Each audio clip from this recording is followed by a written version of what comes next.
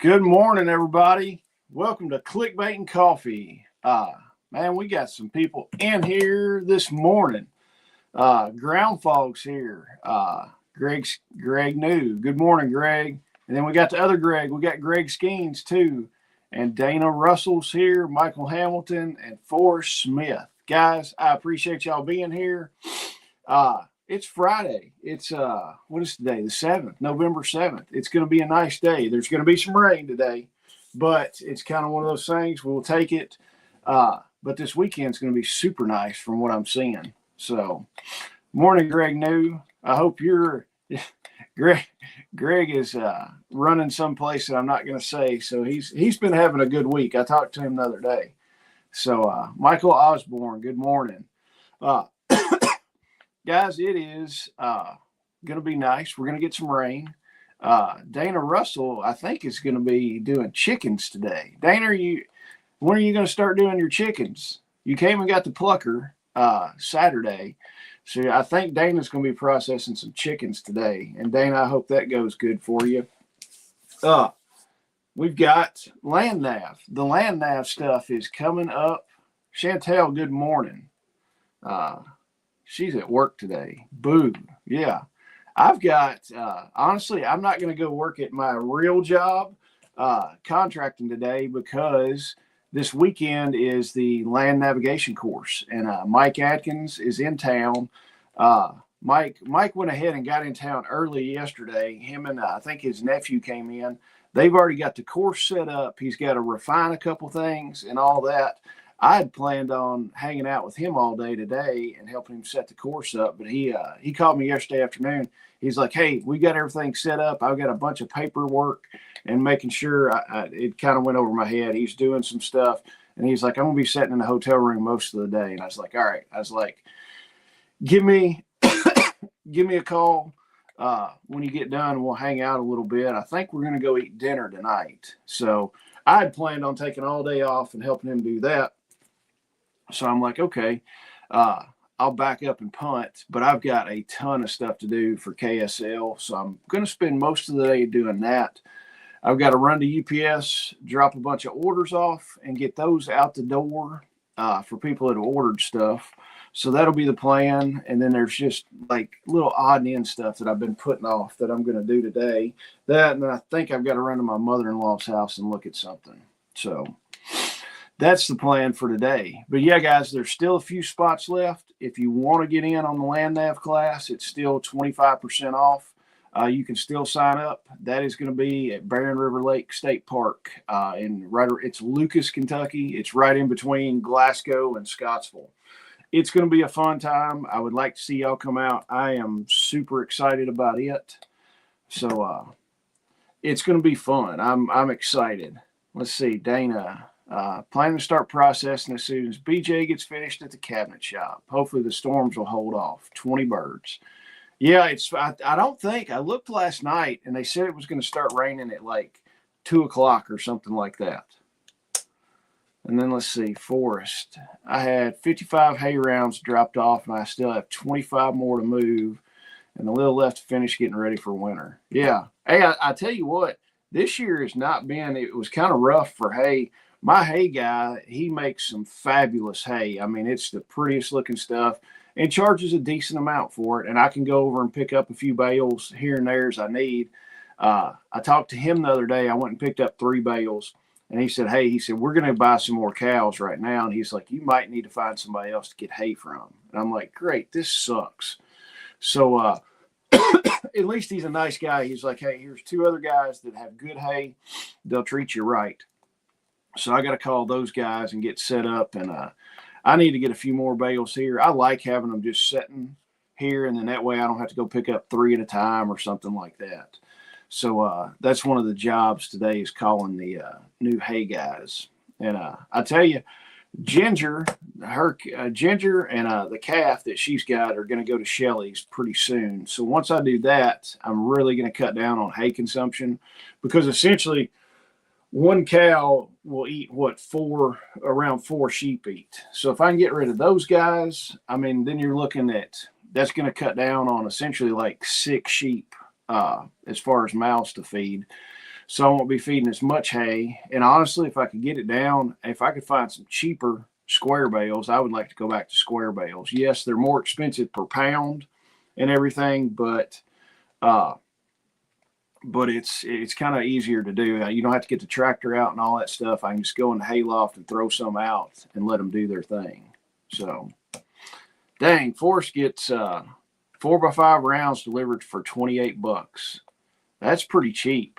The boys that I do, they fertilize their hay. They cut it real good. I mean, it's horse quality hay. Not that I need it, but that's what they do. These are 5x6s, and I think they're about a 12 or 1,300 pound bale.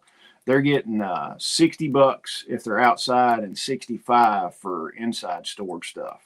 So, but then I've had guys with some really, really crappy hay before that they were only charging like $35 a bale. But I mean, it was absolute crap. There's broom sage and everything else, and the cows just won't eat broom sage once it gets over a certain height. I'm like, half that bale was broom sage. So, Melanie, good morning. Hope you're having a good day. L2 Survive. What's up, man? Glad to have you in here. And then let me see. Michael Osborne. My kids and I did some front yard camping and never cleaned up after ourselves. So we're on cleanup duty today before the storm and hunting tomorrow. Yes, tomorrow is opening day of gun season. And people are like, well, you know, you scheduled the land nav for opening day of gun season. I was like, yes, I know. That's when schedules worked out. It is what it is. But whatever. I mean, I'm not going hunting this weekend. I'm going to be hanging out with everybody with that. Melanie's going to be down here. I think Melanie's coming down Saturday morning. I'm not sure. But it's going to be fun.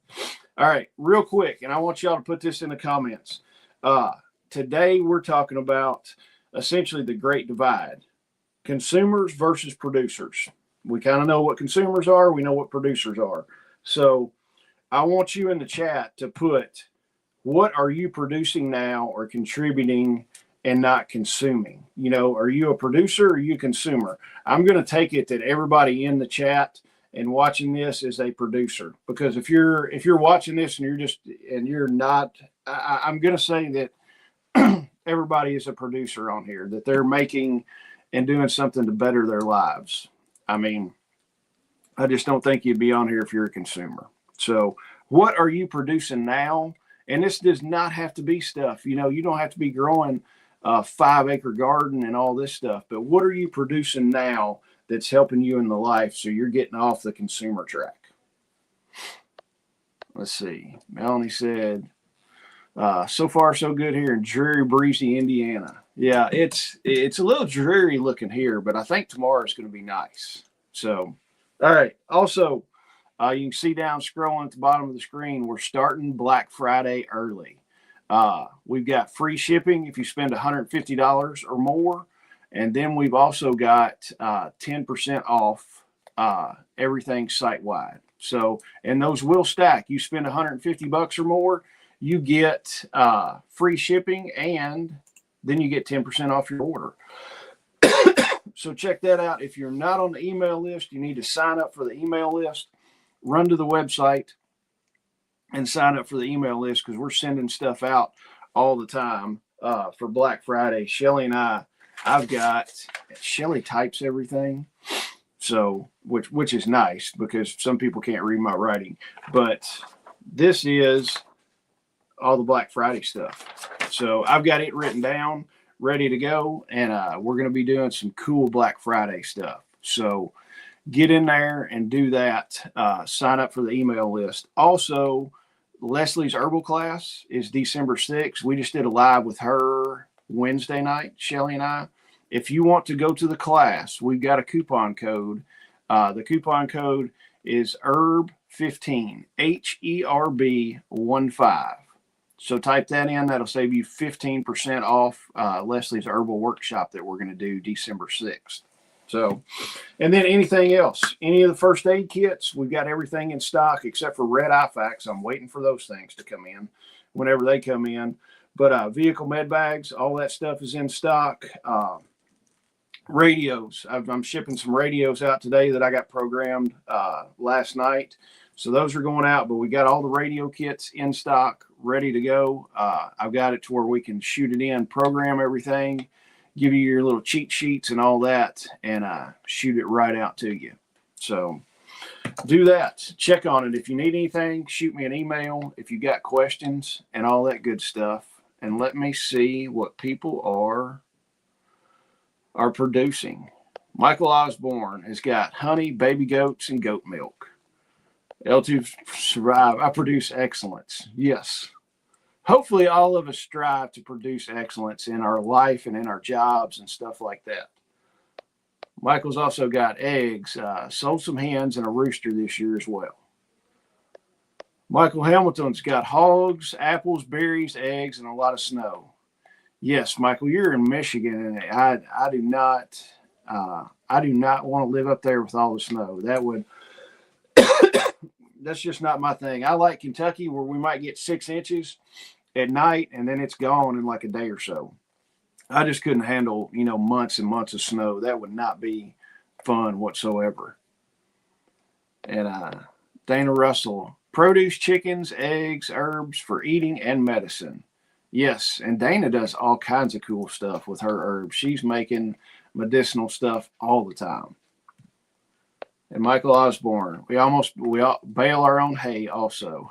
And yeah, Michael, I'm not doing all the Michigan winter. That's just not me. And look, Greg New wrote a paragraph. Greg's got honey, soap, chickens and eggs, garden stuff, beans and fruit, medicinal tinctures, salves, wildcraft tea, syrup, and probably forgetting something. Exactly. And then Forrest, beef and sheep, and trade with neighbors for fruit, vegetables, and help with animals when I'm out of town. Yeah. So guys, see, that's stuff that y'all are producing. And you're not in the consumer ranks and everything. So really, I mean, we're looking at it right now. There's a huge divide, and this is not like fear porn stuff or anything like this. This has been going on for a long time, and the divide just keeps getting wider and wider and wider on the people that are just consuming and the people that are producing. So if you look at it, all right, let's go in. Let's see what L2 Survive. Yeah, those are awesome lists. This is why I love this community. L2 Survive, I appreciate it. I wished you were closer. Man, we could hang out, but you're halfway across the country. So if you ever get here, you need to come in for one of the festivals. That would be a good time. It'd be an awesome weekend. All right, before we get too awful deep, I kind of came in and with the two different types of people. First, we got those who produce. You're looking at the growers, the fixers, the builders, the problem solvers. Okay? Those are the people that are doing stuff. You're growing stuff on your own place, or you're growing ideas. And doing stuff like that. This does not necessarily have to be about actually making a physical product or growing a physical product. This can be, you're helping people to grow businesses. You're a business coach, so you're doing that. The fixers, fixers and builders are kind of, fixers, we're talking, maybe mechanics, stuff like that. I'm a problem solving person. It's like, if we've got a problem, I want to solve that. I'm a fixer on stuff. So we're looking mechanical stuff. Builders, I do contracting. We build, remodel, and do all that kind of stuff. People that are building, that's the big thing now, the trades, learn the trades and all this kind of stuff. That kind of deal. You're looking welders, plumbers, pipe fitters, electricians, all that kind of stuff, the builders, and then problem solvers, people that are, I'm a problem solver on stuff. We had a meeting yesterday afternoon for beta with my youngest one's school.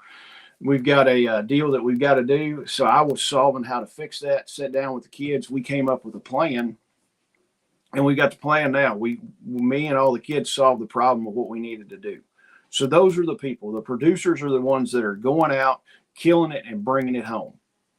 Consumers, we kind of know what that is. And I'm not getting down and trying to get down on people, but these are people that rely on the system for food, energy, and peace of mind. So they're the ones that are just not contributing anything to the betterment of society. Really, they're a leech, they're a drain. So L2 Survive. I would love to do the East Coast Prepper Show circuit. You need to. July 17th. Yeah, 17th, 18th, and 19th is the next festival in Bowling Green. So we can't get tickets right now, but they're going to be opened up Black Friday, and we're going to have a smoking deal on tickets for Black Friday. So, all right. So, I mean, you're looking at that. So we know what producers are. We know what consumers are. So, I mean, and I've got a ton of notes on here that I made last night just typing stuff out. So the Great Divide, we're not talking about the people that are going and buying groceries. We buy groceries all the time, but I'm still not just a consumer. I'm producing stuff. You look at it today, most Americans don't make anything. Most people don't make anything. They don't grow their own food. They don't fix their own stuff. And they can't even, heck, they couldn't even boil water if the power goes out. So part of being a producer is the people that are learning skills, tending gardens, raising animals, running small businesses, creating content, teaching others, and making something that's tangible. So you've got that. Producers are the ones that that are going to keep society running when there's a hiccup of stuff. We kind of saw during COVID and stuff like that the shelves went empty, and Shelly talks about this too a lot. The shelves were empty and stuff. And then Randy came through and was like, hey, we need to start raising our own stuff. It was a wake-up call for a lot of people about being consumers versus being producers. The people that had chickens, that had, gardens and canning stuff and all that, they were set. They weren't panicking. I wasn't really panicking on that. On COVID, because I'm like, man, we've got freezers full of food. We've got food on the hoof out here. We've got food forest. We got some raised beds and stuff like that. And I had plenty of food supply in here.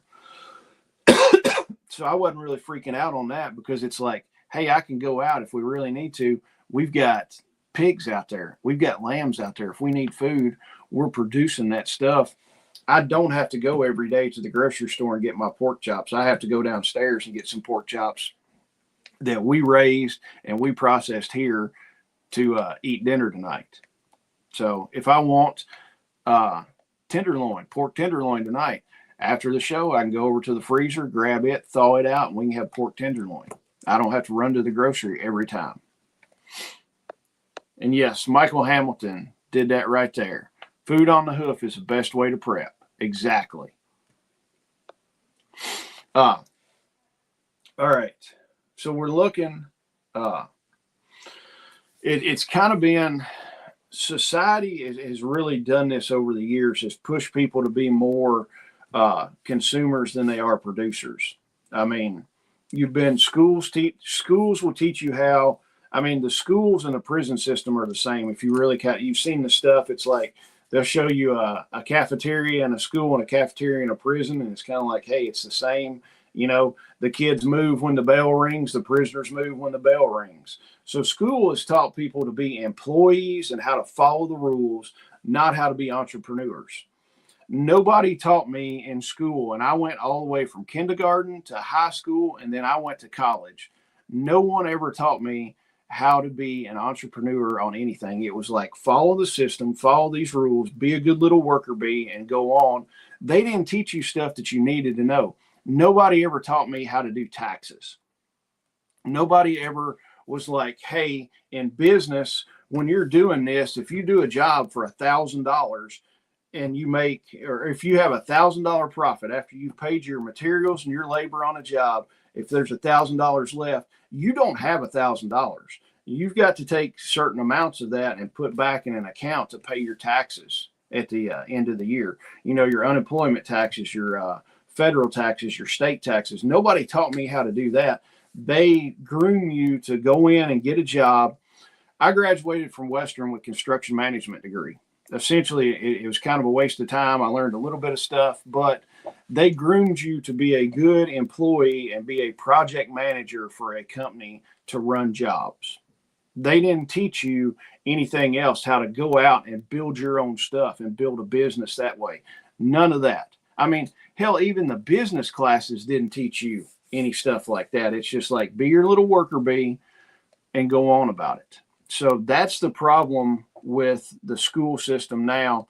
Now, trade schools and stuff like that, they teach you valuable skills, but I think they need to teach you some business stuff because, like, we'll take welders, for instance. Welders can make good money. They can make great money out, being a pipeline welder or something like that. But just think, if they taught the kids how to be entrepreneurs, the guys could go out working the pipelines for a while, save up some money, and then they're like, heck, I'm going to do this on my own because they taught them some entrepreneur skills. And they're like, I'm going to take my rig and be a mobile welder and work for myself and make 2 or 3 times the money, which is great. Schools, the stores make it easier to buy stuff than to fix stuff. I mean, we live in what is it? Oh crap, I done forgot. Any more stuff you buy, planned obsolescence. Everything is made planned obsolescence. This phone is built to where it's going to tear up pretty soon, and you can't fix it. Anything like that. It's easier. We live in a throwaway society. It's like, okay, my phone doesn't work. It's going to cost X amount to fix it. I might as well just trade it in and get a brand new one and not try to fix it. Vehicles. I mean, if you look at the vehicles right now, they've made it to where the average person cannot work on a new vehicle, period. I mean, you could probably barely change the oil in a new vehicle. I mean, much less working on the computers and all that kind of stuff. Appliances, people will buy an $800 washing machine and it'll last a couple years and it'll crap out. And then the parts, like a motherboard on it and all this stuff is, 2/3 of what a new one costs. And people are like, screw this. I'm going to throw the washing machine away and just buy a new one. So it's the whole planned obsolescence. The stores make it easier for you just to buy something new, trash the old stuff, than fixing it. I'm the type of person, and it depends on what it is. I will fix something before I go buy something new. My dad taught me that and brought me up that way. It's like, hey, we fix stuff around here. We're not just going to go buy something new. My dad, if something went wrong in the house, other than HVAC stuff, because he didn't have all the Freon and the gauges and the stuff like that, but little bitty stuff he would fix on the HVAC units. But anything else, electric, plumbing, all that stuff, it's like, hey, we're going to fix this. If there's a plumbing leak, we're getting our plumbing supplies out. We're going to fix the leak. If new lights needed to be put in or something, hey, or a new breaker, we're going to do that. So I learned a bunch of that from my dad. It wasn't from school. And then the government literally, pretty much incentivizes people to be dependent on the systems like EBT, SNAP, and endless bailouts. And this is not just individuals. This is all these companies and farmers too. Big industrial farmers are like, hey, we need some bailouts because our crops didn't go good. I've never gotten a bailout for either business that I own. Yes, there's been times in 2008, 2010, when everything crashed, life sucked for contractors. Nobody got a bailout for that, but they bail farmers out all the stinking time. They're giving people EBT, SNAP, all this stuff, getting them dependent on this system. So the world is making people to be consumers and be dependent on those systems. And there's nothing wrong with I think it was Ronald Reagan said that welfare should be a safety net and not a hammock.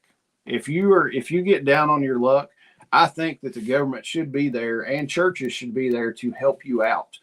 To help you out. It's not a handout, it's a hand up.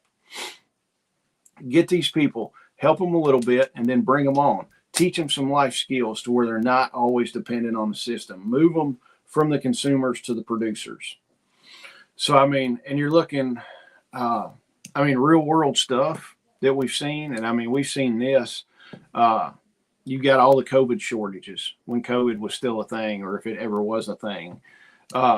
You've seen supply chain stuff. Look at the war over in Ukraine. When that started kicking off, fertilizers went skyrocketing high. People were like, man, we can't afford to buy this fertilizer to fertilize our crops.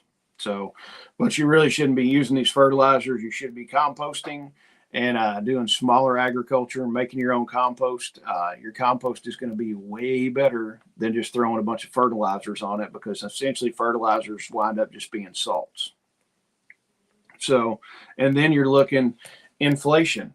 Right now, inflation is just running rampant, in 2024 and 2025. So it's making stuff unaffordable for people. So, I mean, that all in a nutshell should be like, hey, we need to move from the consumer to the producer.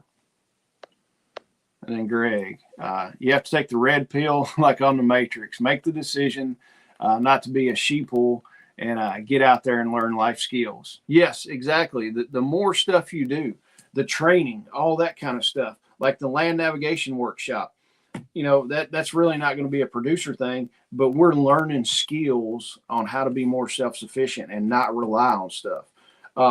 You're not going to, if you come and take this land nav course and you actually get something out of it and pay attention and go through it, you don't need a GPS anymore. I mean, you've got your compass and get some maps.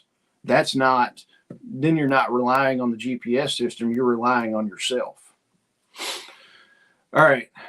Ways to start being a consumer. I mean, to being a producer, not a consumer. All right. Stuff you can do. Grow something. Start planning right now. We're going into winter. You can start sitting down and planning your spring garden. Start planning that stuff out. Don't start with a 1 acre garden. Start with some raised beds. Do some stuff like that. Get out there. I mean, any little thing. Start growing a couple tomato plants on your front porch if you want to, just to see how you like it, just to grow a few things. It'll probably be the most expensive tomato that you get. People joke around. I spent, $100 on this one tomato and it was amazing. But start doing some stuff. Get a food forest going. I love food forest because it is it's a perennial crop. I can do it, and then I can go down there and fill in with annuals and stuff like that. As everything's not mature, so there's spaces. You can do that. So look at that. That's one way to get you off the grocery stores to start growing something. Learn skills, any kind of skills, anything that solves a problem. Learn how to do plumbing. Learn how to do electrical stuff on your house. Just think about it. If you know how now to put ceiling fans up, or if you know how to wire lights in your house, then you can do it. If you know how to fix your broken sink or your broken garbage disposal, that's less money that you're going to have to spend with a plumber or an electrician. Learn the skills. I mean, there's tons of skills that I put down. I mean, learn canning, welding, all kinds of stuff. Sewing. That's a dying art. A lot of people don't know how to sew. Truth in advertising, I can sew a button on, but as far as like sewing pants or something, it would take me a while. So I'm not going to lie about that. Just all this stuff. It's kind of currency that you can use later. If the grid does go down, you know how to weld, you know how to build stuff, you know how to do this. Those are valuable skills that you can trade with other people. So, let's see, Greg said, if you don't know how or are intimidated, develop relationships with a mentor in the community or seek out training in person or online. Yeah, exactly. That's the thing. Or if you feel intimidated, get in there and research it on YouTube. Watch a bunch of YouTube videos. Figure out, get a basic knowledge to where you could have a halfway intelligent conversation with a person, and then find that person that you can do in-person stuff with, to at least a little bit about it. You could talk a little bit about it, and then they can mentor you with stuff.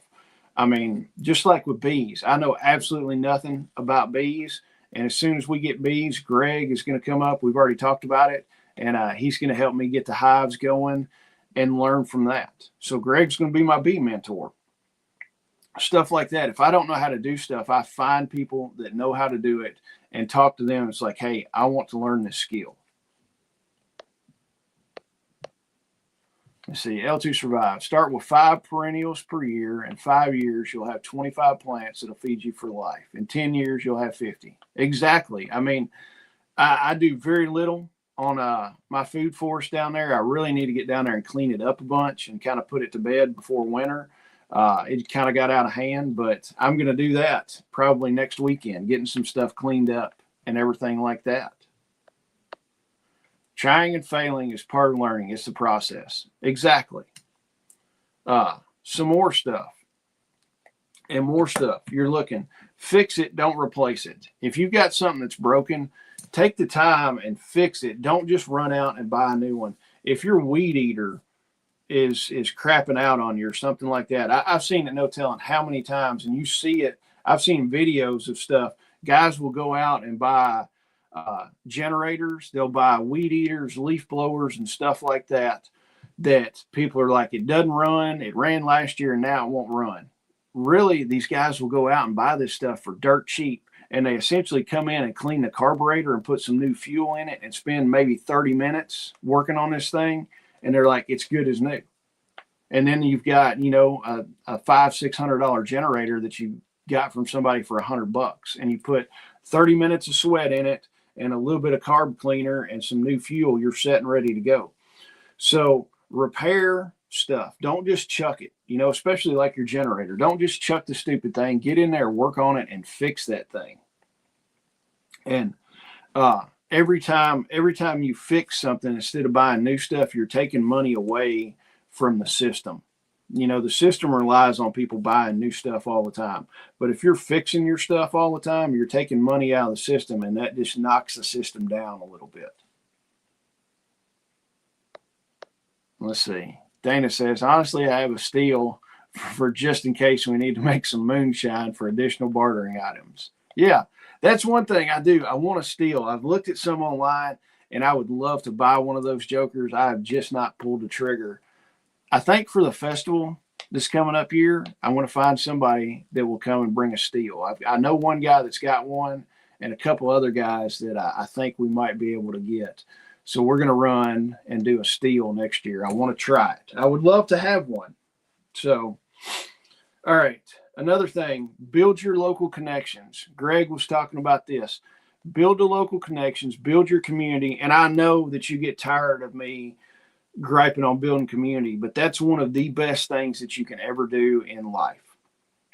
Even if the grid never falls, anything like that, if you build community of people that you can trust and you can hang out with and do life with, your life is so much better. I've got guys from building a community that I can call up and be like, hey, I've got a question. I mean, once I get bees, I could call Greg and be like, hey, Greg, such and such went on with the bees. What's the deal with it? Or I've got other people that I can call, and it's like, hey, I've got Leslie. We can call Leslie and be like, hey, Leslie, talk about some herbs. I've got a question about this. Chronically Healthy. I can call them and talk to them about some stuff as far as health and all that. So build your local connections. Find a guy, get to know the people around you. Start with your neighbors and everything. So find out who your neighbors are, talk to them, do all that stuff, the farmer, the mechanic, the trades guy, all that kind of stuff. Because I mean, heck, even, all right, if you're a lawyer and you don't know how to do a lot of this stuff, if you meet these other guys, you meet an electrician, you need electrical work done and a bunch of electric stuff done, but the electrician needs a wheel, or he needs to start an LLC. If you're a lawyer, you can handle all that stuff and be like, hey, if you'll wire my addition for me, I'll make your will for you. Trading stuff out. And then the cool thing is you're starting to build a network of people that you can trade with. And also the thing is you're keeping money out of the system and everybody's not getting their cut. Because if I trade out and stuff, these 3-letter agencies don't get their cut of it. And it really kind of pisses them off. So, but we're all about pissing people off that in the government. Let's see. Don has a guy that will bring a steel out and teach how it's done. Oh yeah, I think it's Greg or Jason down around Don. He does screen printing T-shirts. That's the guy that I'm thinking about. I need to get a hold of him and talk to him about it. And we got to figure out about doing the steel inside and stuff like that. So I've got to clear everything with Lindsay at Western. It's like, hey, Lindsay, we're going to make some moonshine. If we call it fuel and not liquor, she might be cool with it. So, all right. Another thing, create value online.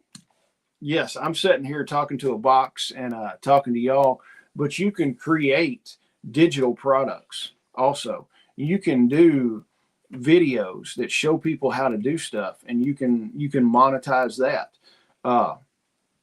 People will share knowledge, skills, all that stuff and everything.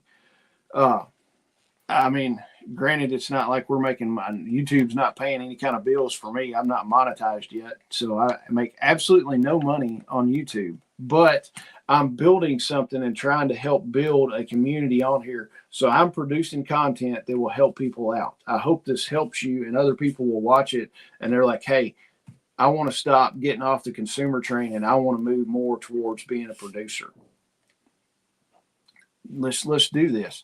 Anybody can do this. I mean, if you know something great, I mean, Dana does a bunch of shorts and stuff like that. Dana could take the stuff that she's doing and make products with that. She can monetize that and sell these classes. You can make classes doing stuff like that. So it's not all just hammers and nails. It's doing virtual stuff also. So, and the thing is, once you, it's really, the divide's all about control. And honestly, if you got, after we hit that tipping point, and I think we're pretty well at the tipping point, if you've got 51% of the people that are saying, hey, I want this, government subsidy and all this stuff. Once you get 51% of the people, they're going to vote to always keep the government, giving them stuff and everything. And then the other 49% are like, man, we've gotten voted down. So you've got to watch that. And I mean, I think we're at that. And essentially the divide is not about the lifestyle. It's about control. The more you rely on the system, if you're dependent on the system for food, your shelter, your energy, and all that stuff, you're going to obey the system. When they say jump, you say how high. If they say, hey, you can't have your guns, or we're going to cut you off of SNAP, or if you've got your concealed carry license and you've got guns, you need to turn your concealed carry license in and turn your guns in, or you're not going to get your SNAP benefits for the month. What do you think people are going to do? They're going to be like, oh, here's my gun. Here's my concealed carry license. I won't do a concealed carry license. I won't have guns in the house anymore. Just please, government, give me that money every month. But if you're not relying on the system, you've got freedom. If you're like, cool, I don't need SNAP. I don't need any of that. I'm keeping my guns and I'm keeping my concealed carry permit. And I'm going to grow my own food and go out and have my job and make money. Then you're not beholden to the system. Let me see. The classes at KSL and other events are the best way to go to get an intro to the subject, to make a connection with instructors and mentor. Yeah, exactly. You're getting, and at the festivals, you're getting, and Greg and I talked about this when we went to Indianapolis. I'm like, you can't, a lot of these festivals, I've seen them advertised, learn to homestead in a weekend, which that's stupid. You're not going to learn to homestead in a weekend. Hell, you're not going to learn to homestead in a year. I mean, if you're not on your homestead and doing stuff, if you're not learning stuff every day, you've kind of hit a brick wall. You're never going to know everything about it. And it's like I told Greg, I'm like, these classes are to give you an intro, and I want to take beekeeping. If I'm wanting to get into beekeeping and I've come to the festival and I go to Greg's little presentation, it's like, I want to get bees. I really want to. And then after Greg's talk, it's like, man, I've got to do X, Y, and Z for the bees. And then I see that, hey, bees are not for me. After going and sitting in his class, I've saved myself a ton of time, and time is something we can never get back. And I've saved myself a bunch of money. Instead of going $500 or $1,000 deep in it to get all the gear, get the bees set up. And then the first time I go out and I work with the bees, I'm scared to death. I get stung 2 or 3 times and I'm like, no, this is not for me. I've wasted a bunch of time and wasted a bunch of money to where setting in on this stuff and setting in on these classes, it could be like bees sound fun or bees are a no-go. Just like anything else. You can set in on an herbal class and be like, the herbs are cool. I enjoy the herbs. I think they're pretty neat, but I don't want to go out and pick all these herbs and then dry them and then tincture them and stuff like that. It's like I would rather do something else, and then I can buy my herbal tinctures from somebody else. And Dana, people approach me daily saying, I'm going to come and hang out with you and learn from you one day, but no one ever shows up. Maybe one day someone will show up and learn. Hey, Dana, I feel your pain. People are like, because we do so much stuff. And I mean, the festival is a low barrier to entry. For 3 days, the price that we're going to be selling tickets for is freaking amazing. And people are like, oh man, I really want to come. But $35 or something for that. It's just like, I don't know. And it's like, dude, $35 for a freaking 3-day ticket is nothing.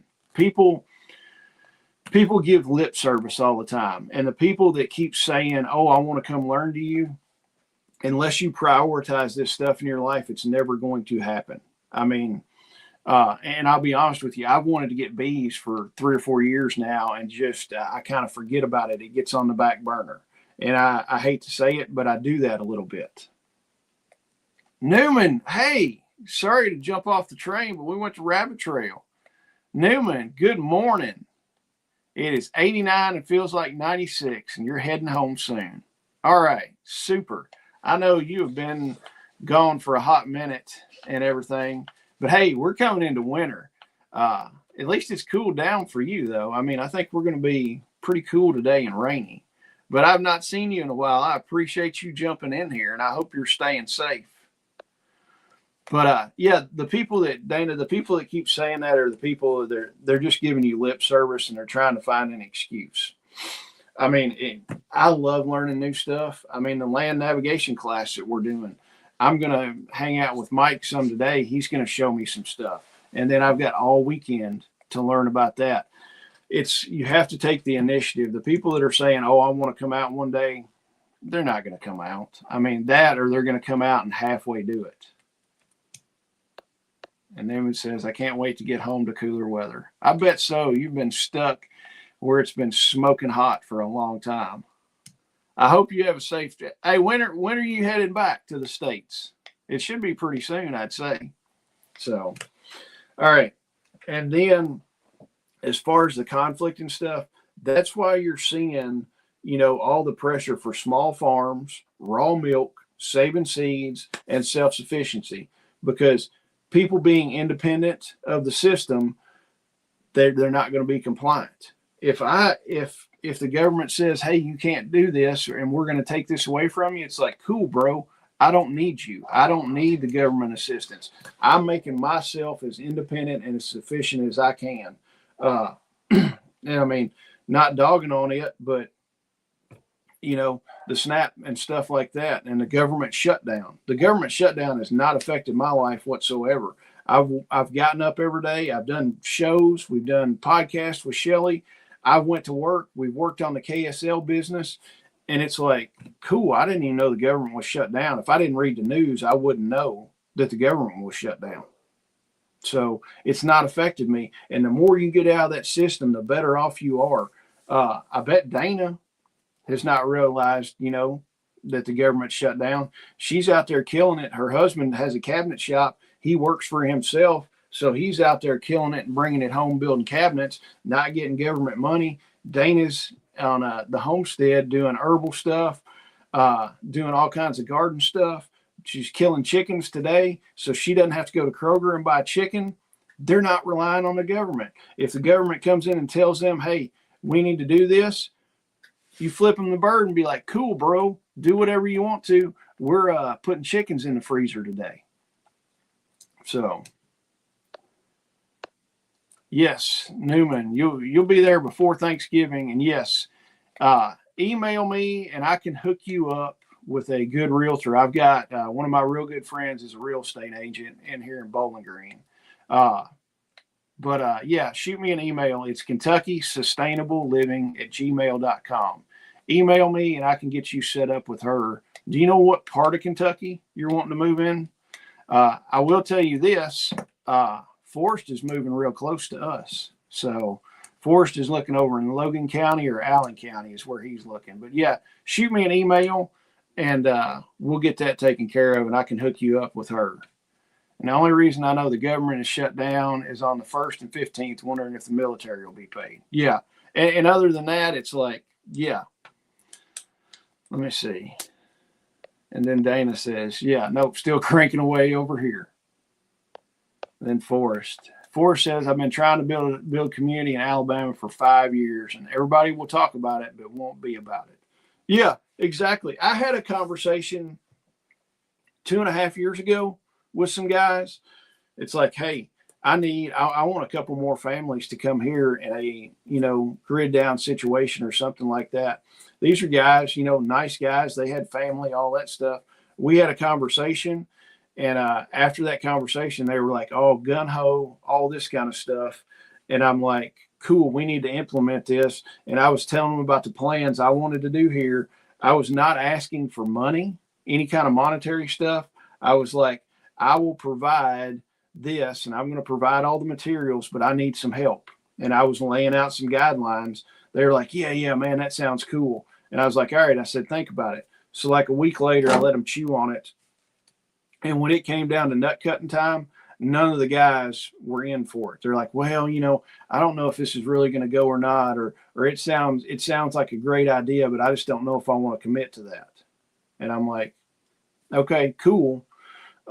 You were just all a bunch of talk and giving lip service. And that stuff absolutely pisses me off. If you're going to build a community and be all in for it. And then, yeah, Forrest, Dana she's about 25 minutes north of me. So, but Dana, that's what Forrest's plan is.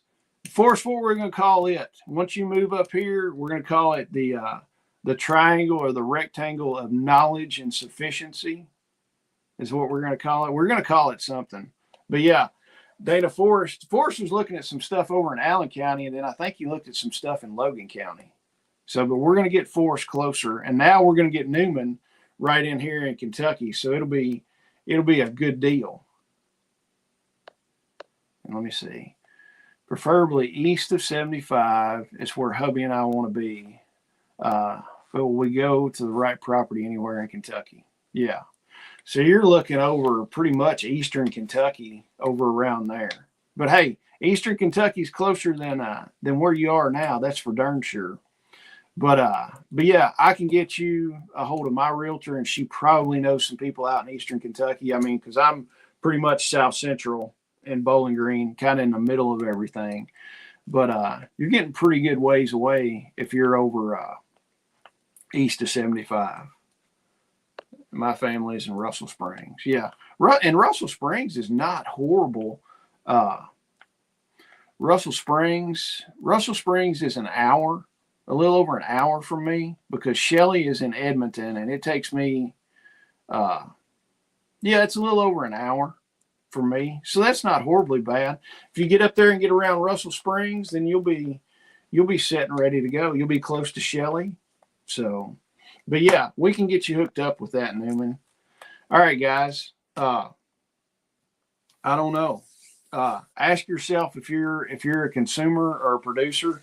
It seems like everybody, and I kind of knew this, everybody on here is a producer. So figure out what you can do to keep being a producer, or move farther in the producer realm. Find out what you can do. Yeah, Newman, an hour is not bad whatsoever. So, I mean, an hour is super close. I mean, anymore. But find out what you can do. Look and make some plans how you can keep going down the producer route. And then, just cutting yourself out of the system more and more and more, and get as self-sufficient as you can. And I will tell you, the biggest thing about being self-sufficient is having enough people around you that can help you when you need it. So, I mean, because we're looking right here. Look at this. These people, I've met most of these people. I've never met Newman. I've never met her in person. but hopefully if she moves over to Russell Springs, I can meet her soon. I've met most of these people, or a lot of these people that are commenting, in person, and there's where I can call them up. Dana, I can call Dana. I can talk to her. Greg New, Greg Skeens. I can talk to both the Gregs whenever I want to. Forrest, all these other people, Melanie, that were in the chat. I know these people. They live fairly close, and they're part of the community that we're building.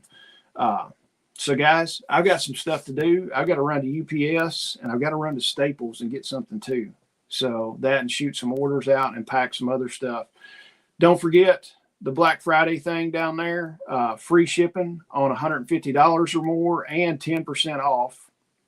And 10% off your order. Those things will stack. And then look, Hatfield Homestead runs in here at the last minute, looking to retire from coaching football after this year, and we're moving to Kentucky or Tennessee. I'm telling you, you need to get down here right around us, because we're building, it's growing. Move over around where Forrest is going to do. Move Logan County, Allen County. You'll be set. Let me see. And Milkmaid, produce all our own dairy, beef, fruit, and most vegetables. Just buy coffee, paper products, and what we can't grow ourselves. Exactly. That's the way to do it. Michael, thank you. I hope you have a great weekend too. And then Newman, I'll be at the Refuge Ruckus in March, taking 2 weeks leave to meet people and look at properties. That's awesome. I don't know if I'm going to make Ruckus or not. I might. It just kind of depends. So, but yeah, Newman, Kentucky is good. So, all right, guys, I've got some stuff to do. I appreciate y'all being here, every one of you. Honestly, I do appreciate it. Y'all make it. This is the reason I do the show, is to talk to y'all, find more people, and just keep building all the stuff that's coming in and around us, building it around and getting a great community of people that we can rely on. Michael Osborne, thank you very much. Guys, I will be back Tuesday. If you need anything, shoot me an email. And also go check out the Black Friday stuff. And if you got any questions, let me know. I appreciate you, and I will see you Tuesday morning.